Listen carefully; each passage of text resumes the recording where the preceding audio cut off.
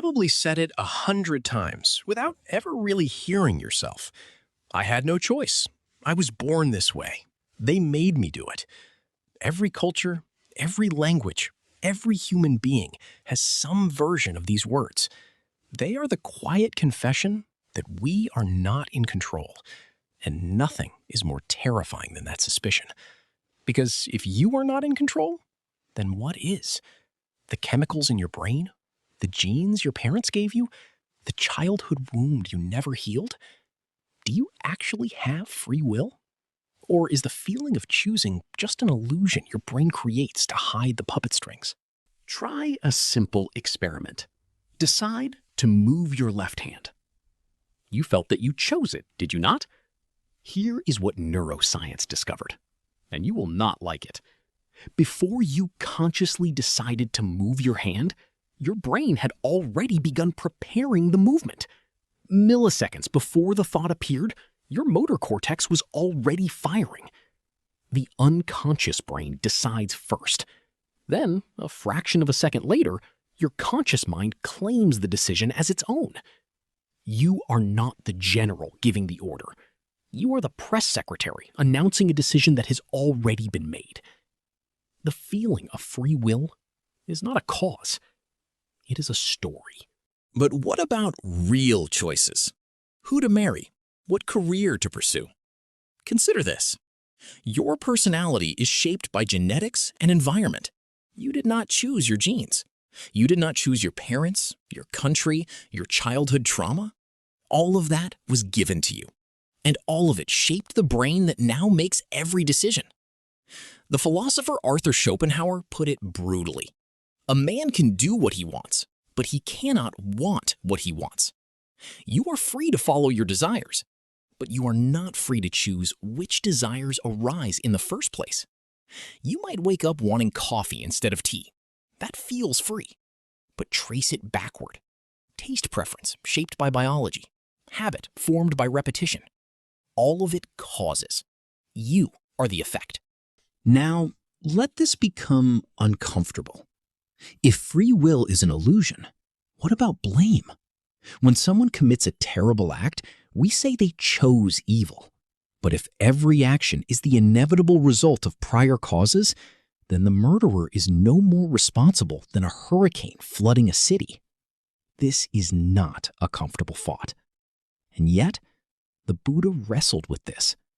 He taught that there was no permanent self making choices, and yet he also taught that change is possible. How? Because determinism is not fatalism. Fatalism says nothing you do matters.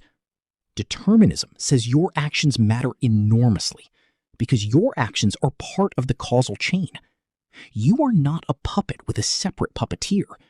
You are the puppet and the strings and the hand all at once. Consider addiction.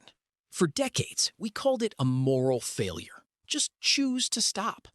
But neuroscience shows addiction rewires the brain. The addict does not freely choose to use. And yet, recovery is possible. Not because of magical free will, but because new causes are introduced. Therapy, a new environment.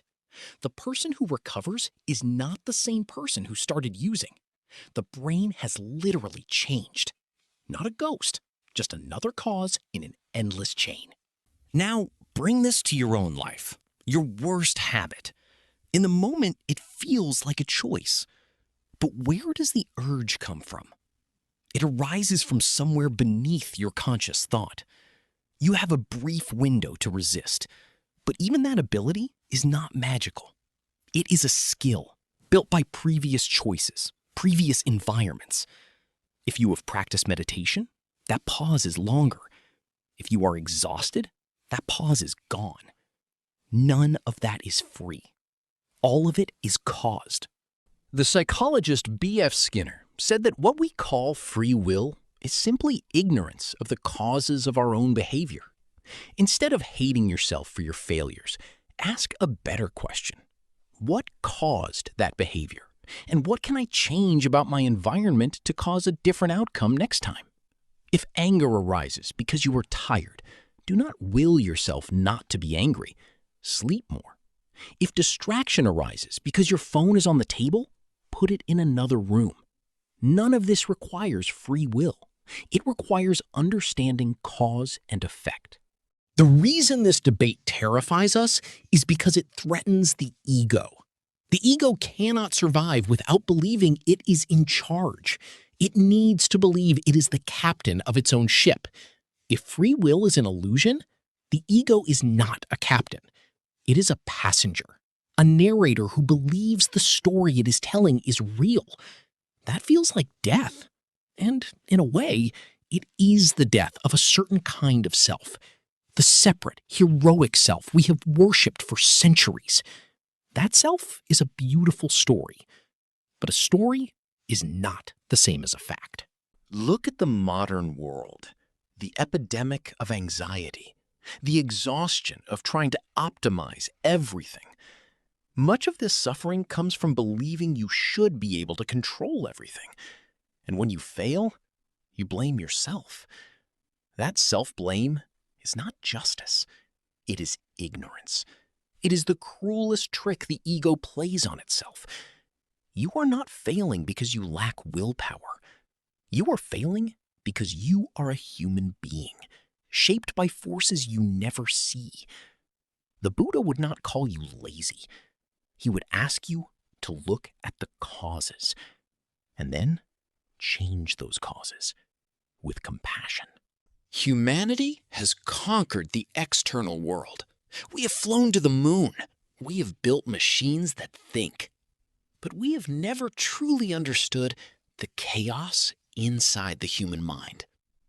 We have never accepted that the feeling of being a free agent may be the most beautiful illusion our brain has ever produced. And perhaps that is okay. Perhaps the story is still useful. The danger is not in telling the story. The danger is in forgetting that it is a story. In believing so deeply in your own freedom that you never stop to ask what is actually causing you to think, feel, and act the way you do. That is the real prison, not determinism, ignorance. The Buddha sat under a tree and saw the chain of causes stretching back without end. And in that seeing, he found freedom. Not the freedom to choose anything, the freedom to stop pretending, to see that you are not the master of the universe. You are a wave on an ocean, caused by wind and moon and gravity, beautiful and temporary. And a wave that knows it is water is no less a wave. It is just no longer afraid of breaking.